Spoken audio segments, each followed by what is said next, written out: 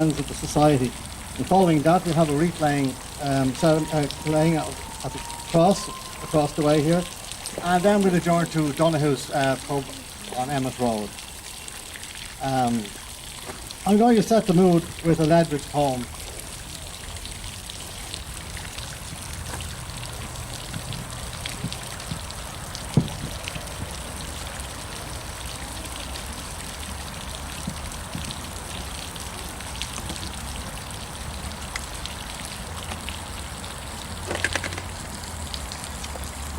Microphone in one hand, so this is my favourite Ledwidge poem. At the time he's away from home, feeling a little homesick and somewhat comforted in London by the sound of blackbird singing and other familiar sounds. He's talking of great sorrow, recent sorrow, the loss of the breakup of his relationship with Ellie Vahi. But he still doesn't know much about real sorrow, because within a year of this, Ellie Vahi will be dead and he will be in the midst of the First World War. Within the oak, a throb of pigeon wings fell silent, and a grey twilight pushed the fold, and spiders' hammocks swung like half-oak things that shook like foreigners against our cold. A gypsy lit a fire and made a sound of moving tins, and from an oblong moon, the river seemed to gush across the ground to the cracked metre of a marching tune. And then 3 syllables of melody dropped from the blackbird's flute and died apart. No more than 3. Yet sweeter music never touched the heart neath the blue domes of London. Flute and reed suggesting feelings of the solitude, when will was all the Delphi I would heed, lost like a wind within a summer wood, from little knowledge where great sorrows brewed.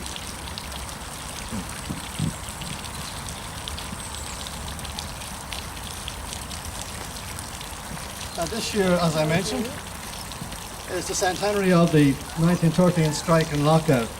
The happenings of 1913 were important in themselves, but also as a prelude to 1916, the Easter Rising. I'm not going to say any more about that, because with us today is the acknowledged authority on the subject.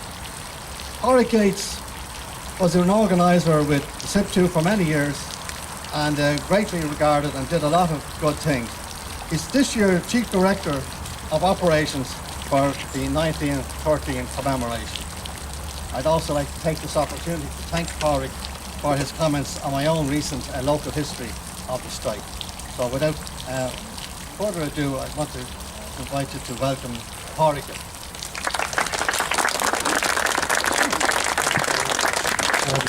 Actually, I'm probably going to disappoint some people now, because I'm not going to say very much about the lockout at all. But I would strongly urge you to read the book. It's a lot shorter than mine as well, and a lot better on local history. But I'm going to read from a script because I'm not used to reading poetry. In fact, I've never read poetry before. I went into school, so I normally ad-lib, but so I have to apologise if it's a bit wooden. But I'll just get stuck in. August the 4th, 2013, it's 99 years to the day since Britain declared war on Germany in a conflict that became known as the First World War.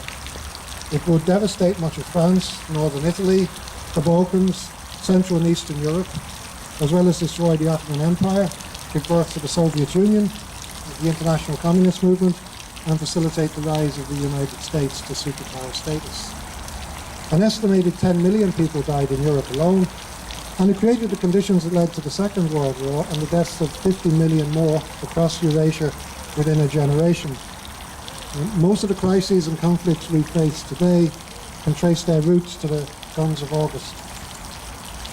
Francis Ledwidge was, of course, just one of those millions of combatants who died in the Great War.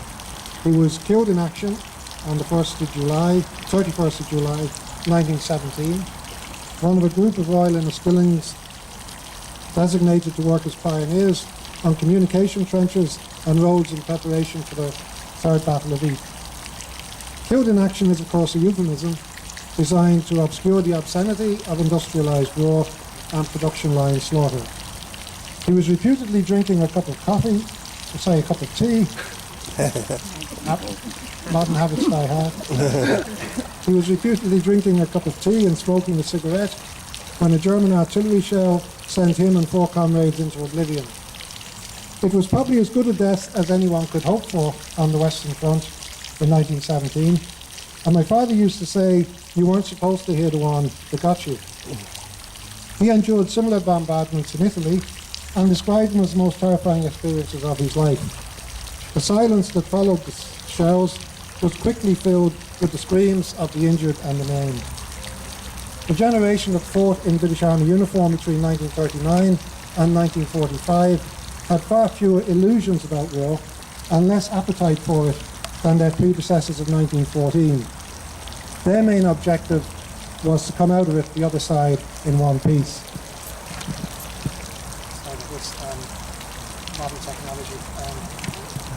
Many of Ledwidge's generation still cherish notions of patriotism, gallantry and sacrifice as the noblest virtues.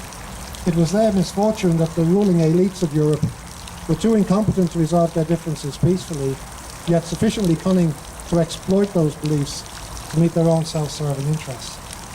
What made Francis Ledwidge exceptional among the millions who died were his gifts as a poet and as an observer of nature. His patron, Lord Dunsany, said of Ledwidge, in a quote I'm sure you're all probably sick of having heard before, that he was astonished by the brilliance of that eye that had looked at the fields of Meath and seen there all the simple birds and flowers with a vividness which made those pages like a magnifying glass through which one looked at familiar things for the first time. Ledwidge, as you know, was a poor man, the 8th of 9 children, reared by a widowed mother who had to leave school at 13 to earn his living by the sweat of his brow. But the support of Lord Dunsany provided an opportunity for him to achieve his potential as a poet and escape the daily grind of manual labour. In 1914, a potentially bright future beckoned. His poetry was very much in rhyme with the spirit of the Irish literary revival, without the artificial mannerisms that sometimes marred the work of that school. When the war broke out, Dunsany urged him not to enlist, and while there has been speculation that disappointment in love may have influenced the poet, what is on record are his own words that he would not have it said that England had fought to save civilization while we sat at home passing resolutions.